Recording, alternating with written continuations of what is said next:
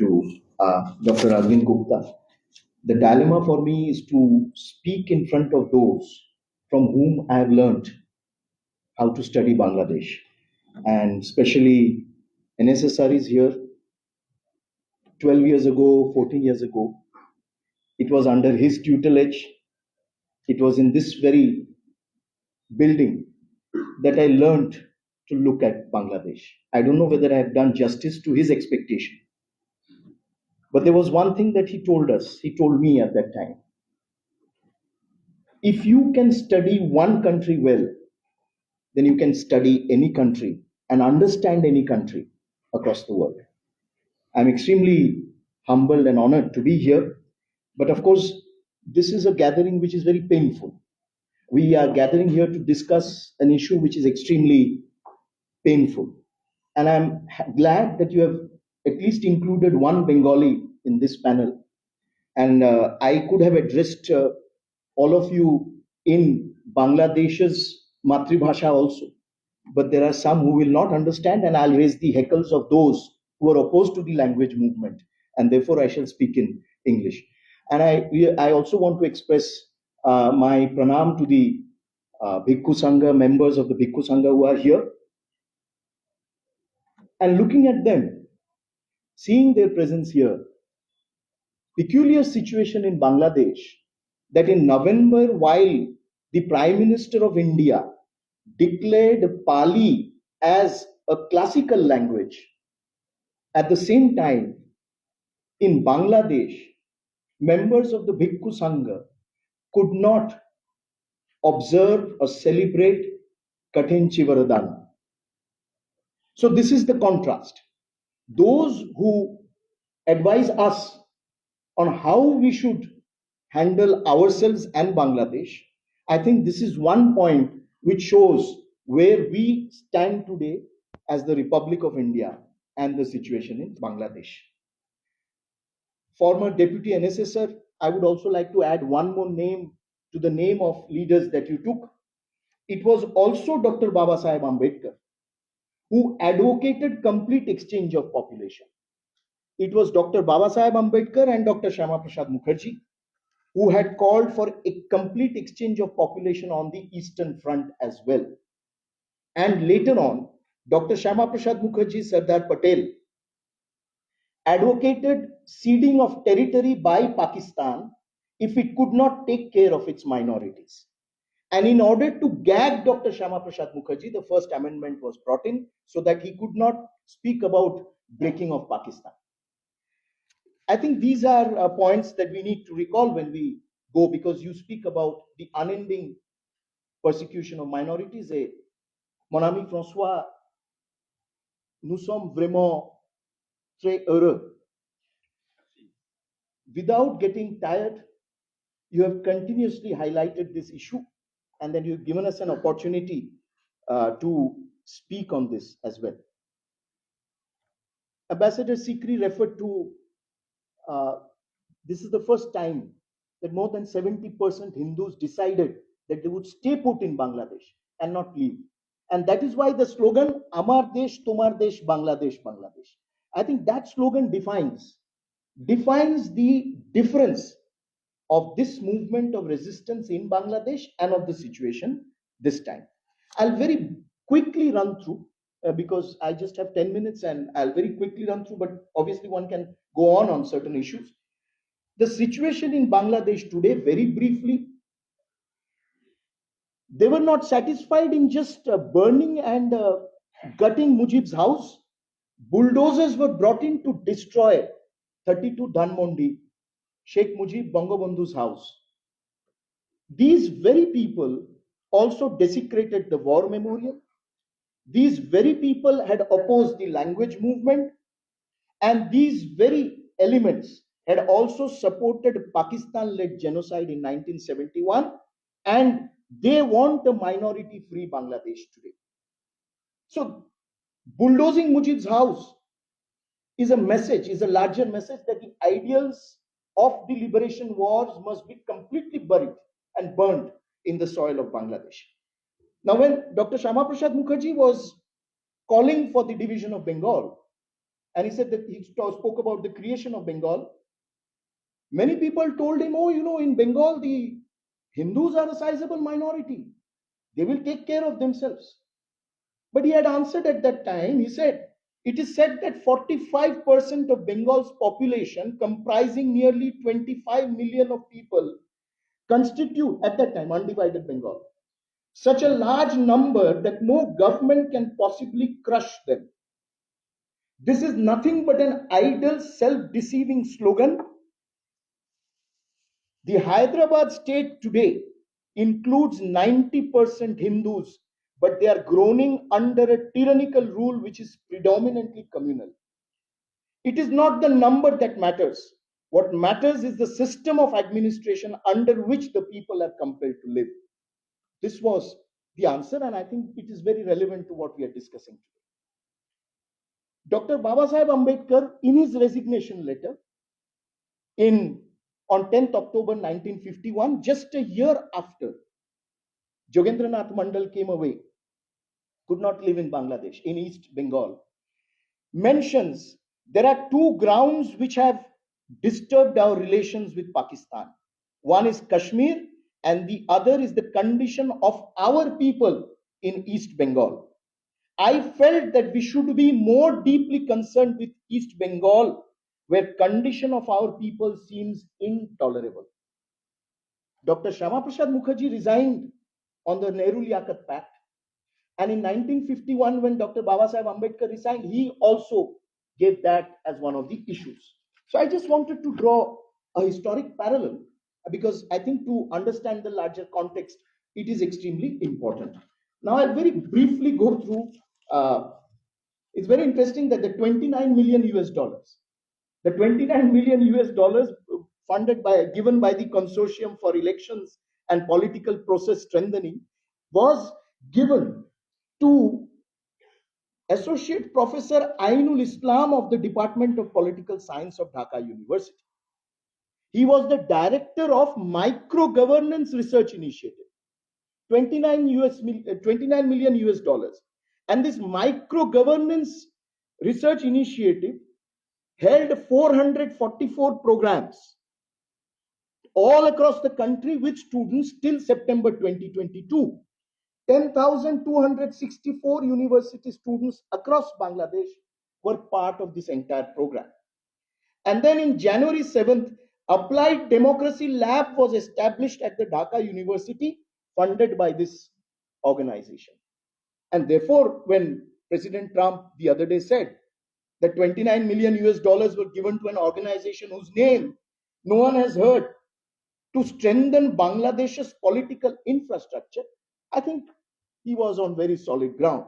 I mean, you fund 29 million US dollars to an entity in Dhaka University. I'm sure it's not pure academics. I mean, it's not pure research. So obviously, there was something more to it. Now, Vinaji, you spoke about the international, the entire thing. I mean, you are all such seasoned diplomats. Vinaji continues to be one of the most popular former high commissioners in Bangladesh, especially for the Hindus. She's still remembered, she's revered, and she's also saluted. You see, the office of the High Commissioner of Human Rights, they were invited by I call it the interim arrangement. Interim arrangement. They were called by the interim arrangement. And if you go through the report, 144 pages, that report speaks about the students' movement, the way they were, the students' movement, the so-called students' movement. Because if it was a students' movement, you wouldn't call your opponent Dalal of India. It was more than that. But the interesting bit is when it comes to the persecution of minorities in Bangladesh, the OHCHR report uses this sentence. Information available to OHCHR has not shown that such incidents were orchestrated or organized by these parties' national leadership, which also took steps to condemn violence targeting minority groups. They have let the cat out of the bag. This is the line that the head of the interim arrangement has been parroting. That, these are all political attacks. They're not religious in nature. And while there is a clear pattern, there is a clear method to the attacks that took place. The United Nations report says that, these were not orchestrated, whomever they were talking to. And then they say many perpetrators of acts of revenge violence. Very interestingly, the report uses the term revenge violence. In the sense, you're implying that they were political in nature. So the violence against minorities were revenge violence in nature. They were political and not religious. And they say that apparently many of those who perpetrated those violence apparently are enjoying impunity. So that much for the report. Should I have a few more minutes or should I not stop? Yeah. Now, please let us remember also that the vandalism that took place, it took place on Christian churches. The Bangladesh Christian Association in Mymensingh, Thakurnagar, Dinajpur, Nagaon issued a statement. Buddhist villages were attacked. Crematorium ground of the Buddhists were occupied. Katinchivaradana could not be held. And in Rangamati, Khagrachari, and Bandarban, all these areas, the Buddhist communities were under attack. Land grabbing took place, and most importantly, over 1,000 cases of extortion. This is within 100 days, within less than 100 days. Over 1,000 cases of extortion. Head of institution of universities who were Hindus. Because please remember that there has been a continuous radicalization of campuses in Bangladesh. Head of institution, Hindus who were vice chancellor of universities such as Buet, Qazi Nazrul University, Pro VC of the Chittagong University, VC of the Khulna University of Engineering and Technology, were compelled, forced to resign. In the same manner as Hindus in police forces were dismissed or were deliberately, they were engineered attacks against them. 1,500 teachers, school colleges, from various school colleges were forced to resign. There was a reduction in number of Durga Pujas because the head of the interim arrangement gave a statement, oh look, we are all celebrating Durga Puja. 1,000 Durga Pujas were less this year than previous years. And you had Islamic songs being sung in Durga Puja pandals. They can be sung, no problem. But why? Why in a Durga Puja pandal? And you had property and places of worship. 59% property and places of worship were desecrated. Idols were vandalized in 19 pavilions across 14 districts, and Hindus were prohibited to play music during Azan. This was the new development that happened. Obscene gestures against Hindu goddesses were publicly made, and those who resisted it were obviously given a short shrift. I just want to complete now because the number of figures are there. I just want to conclude with 2 points. One is that, of course, the land boundary agreement, Vinaji, and we wrote about it, historic land boundary agreement. And please remember that Prime Minister Narendra Modi, during his visit to Dhaka for the land boundary agreement, I think he is the only Prime Minister who said that publicly standing in Dhaka that I envisage the same future for Bangladesh as I envisage for India. Large number of things that India did for Bangladesh, that is separate. But what was, I mean, you can say that it was perhaps amusing, and you can say that it was amusing, but it was also maybe there was deep concern. Professor Shahiduzzaman of the Dhaka University called for a nuclear treaty with Pakistan, and publicly in an armed forces officers training group he called for it. And he says Pakistan is the most reliable, trustworthy ally of Bangladesh. Pakistan doesn't want us to become a vassal state of India.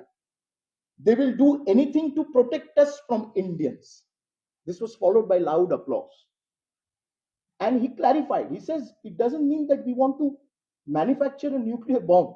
It means that we want to come under the nuclear umbrella of Pakistan. So I think it's very clear, the mindset is very clear of those who are heading the dispensation in Bangladesh today. And please also let us remember, 26 Sufi shrines, and I have the entire list with me here, list with photographs. And this is of 2 months before. 26 Sufi shrines also were vandalized and desecrated. So I think it is very evident what the intention of this dispensation is. And the only thing that we need to continuously do, I had Professor Abul Barkat's also entire his passage. In fact, when Sir was heading VIF, Professor Abul Barkat had come here. He had given a talk here, and we had met him at that time. And it is nearly 12, 14 years ago that he had sounded the alarm, Professor Abul Barkat. And people like Shariar Kabir, who are behind bars today, they have been muzzled, they have been silenced. And I think exhibitions such as FACTS must go around the country.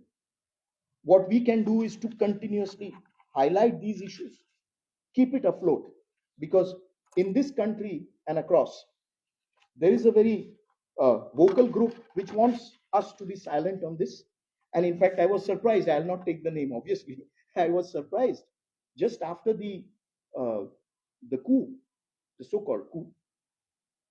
A very well-known columnist in India, who has a regular column in a English daily, a weekly column, said that we have to have a dialogue with the anti-liberation forces.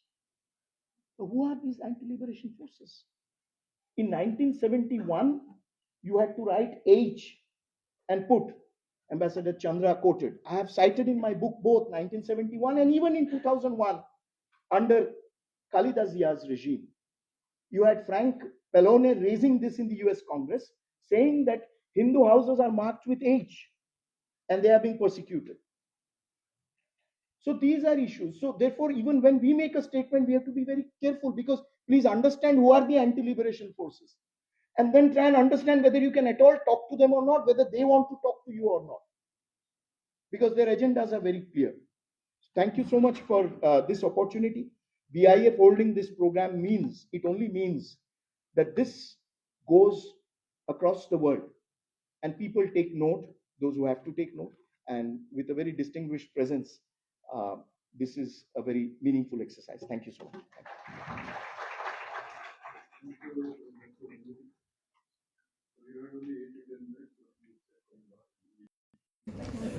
Thank you. So now I request Professor Gautresh to